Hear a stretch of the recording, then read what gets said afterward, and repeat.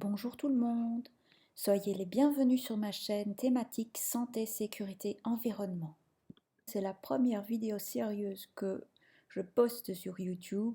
Elle va sans doute vous paraître très peu professionnelle et je m'en excuse d'avance. Au cours de cette vidéo, j'espère pouvoir vous procurer quelques conseils d'amis pour le port de masques artisanaux en tissu.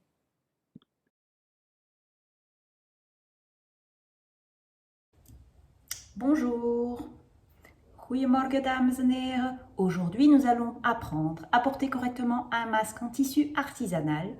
Ici, j'ai pour vous un modèle qui a été réalisé selon le patron du service public fédéral de la santé publique belge. Voilà, patron du SPF Santé publique.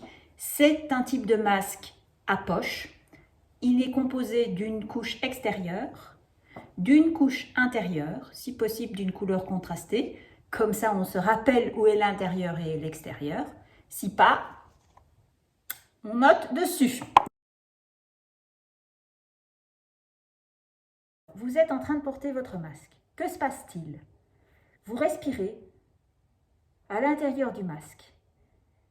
Les microbes que vous avez, vos bactéries, vos virus, sont en train de se déposer, vos postillons aussi, sont en train de se déposer à l'intérieur du masque. Vous souillez ce masque avec vos bactéries. Ce n'est pas catastrophique, mais néanmoins, après 4 heures, c'est quand même bien de pouvoir changer de masque, parce que vous verrez que c'est quand même beaucoup plus confortable. Pendant ce temps-là aussi, vous allez aspirer énormément d'air. Et cet air va être activement aspiré à travers le masque, un peu comme un aspirateur. Ce qui veut dire que la surface ici va être beaucoup plus sale que la surface de la table, par exemple, parce que l'air aura été aspiré vers cette surface. Ça veut dire que l'air aura été aspiré vers la surface. Le pollen aura été aspiré sur la surface. Les microbes, bactéries, virus, spores de champignons, etc., etc. Les plus grosses aérosols vont être arrêtés par la première couche. Les plus petits vont s'arrêter dans le filtre, une grosse partie. Bon, bien entendu, comme il ne s'agit pas d'un masque normé, il y a toujours bien une petite partie que vous allez respirer. Mais, ce qui est important, c'est que si vous avez un masque bien ajusté, vous allez respirer un maximum à travers le filtre et toutes ces couches filtrantes vont protéger un petit peu ce que vous allez respirer. Donc l'extérieur du masque et le filtre vont devenir très, très sales. Et sur circonstances aggravantes, cette saleté ne va pas venir de vous, mais elle va pouvoir vous surcontaminer. Donc ça peut venir de quelqu'un qui est effectivement porteur du coronavirus, asymptomatique et qui ne le sait pas. Donc quand vous allez toucher l'extérieur du masque, vos mains seront sales. C'est pour ça qu'il faut le toucher à un minimum.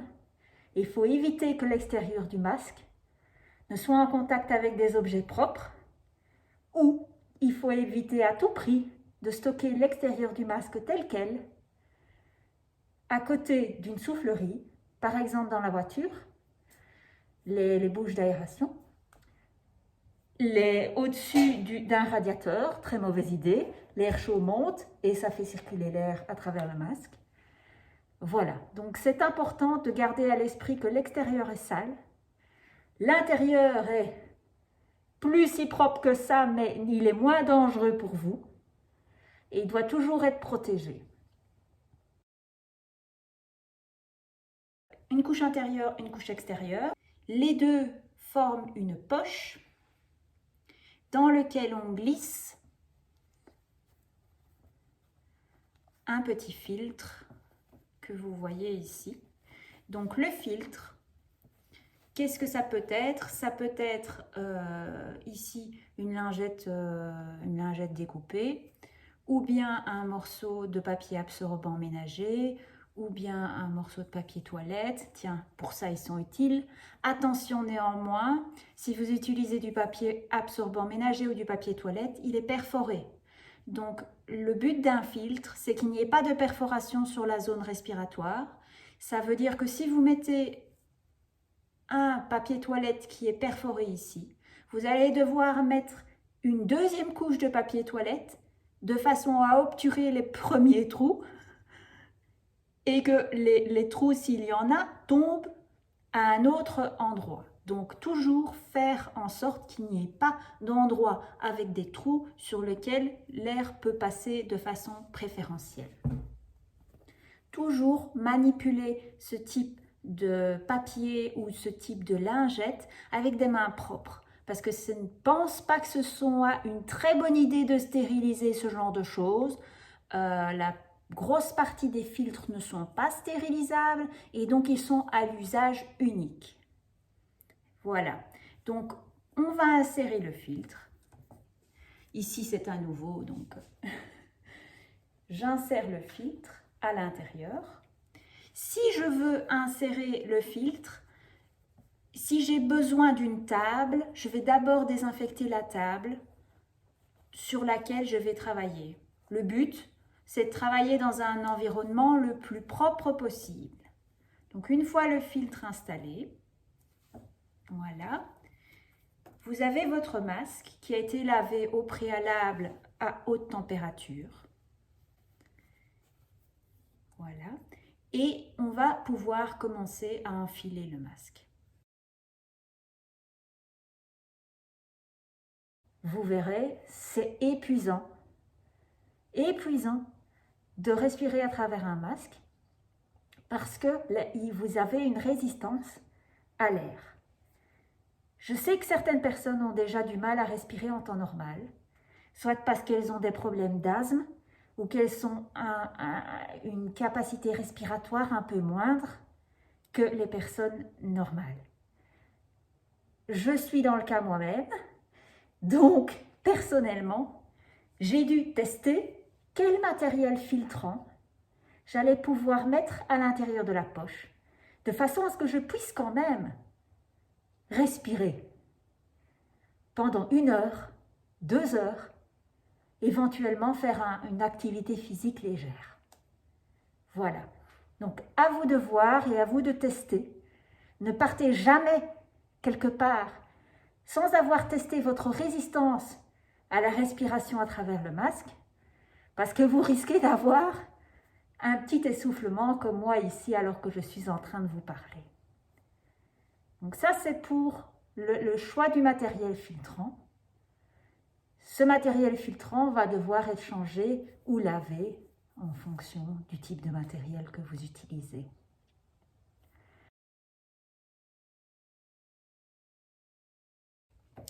Alors, pour enfiler le masque, on considère que le masque à ce stade est propre. Je ne l'ai encore jamais mis, le filtre n'a jamais été utilisé, donc le tout est propre. Très bien. Je fais d'abord attention. Est-ce que mon visage est propre? Bon.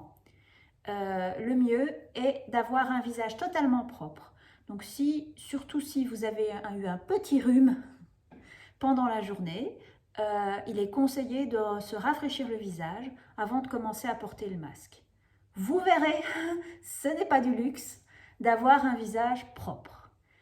Donc, une fois que vous vous êtes lavé le visage, vous allez enlever les lunettes parce qu'elles sont clairement dans le chemin et vous allez positionner le masque en face de votre nez, ici, et en face de la bouche, là. On va commencer par nouer la bandelette du haut et cette bandelette va être nouée au-dessus de l'oreille, des deux côtés.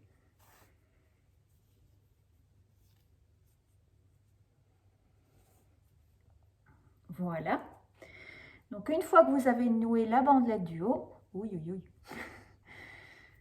et discipliné les mèches rebelles, vous allez prendre la bandelette du bas et la nouer soit dans votre cou, soit derrière votre tête, en fonction de ce que vous préférez.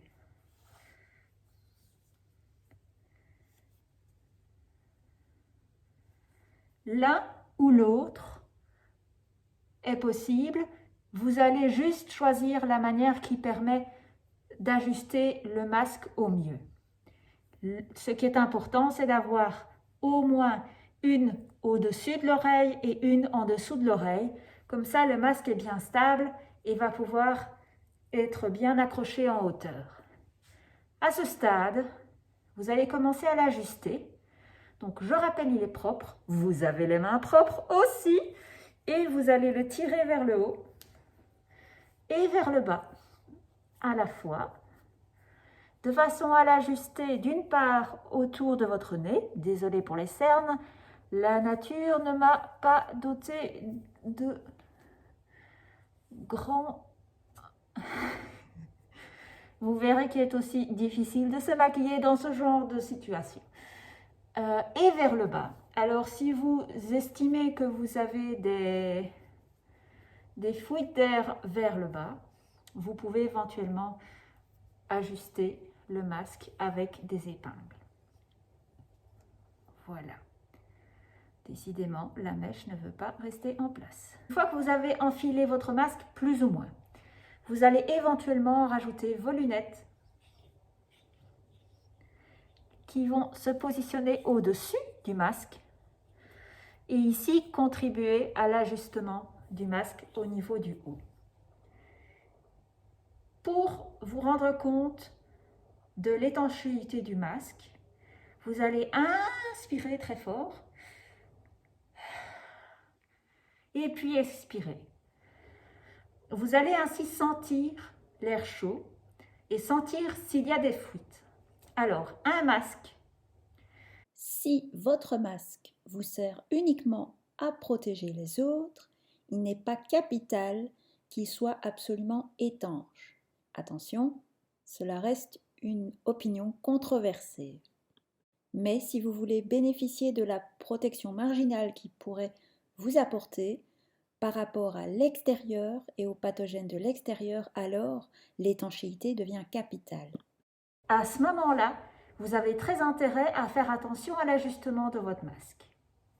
Donc c'est votre choix, mais moi personnellement, s'il y a 20 ou 30 ou même 10% de chances que ça fonctionne et que ça arrête les aérosols, je préfère prendre cette chance. Donc, bien ajuster. Et si vous avez des fuites importantes sur le côté, vous pouvez faire des pinces ainsi, comme ceci, et éventuellement installer des épingles à cheveux pour tenir. Voilà, donc vous êtes fin prête avec votre masque. Bravo! Première étape.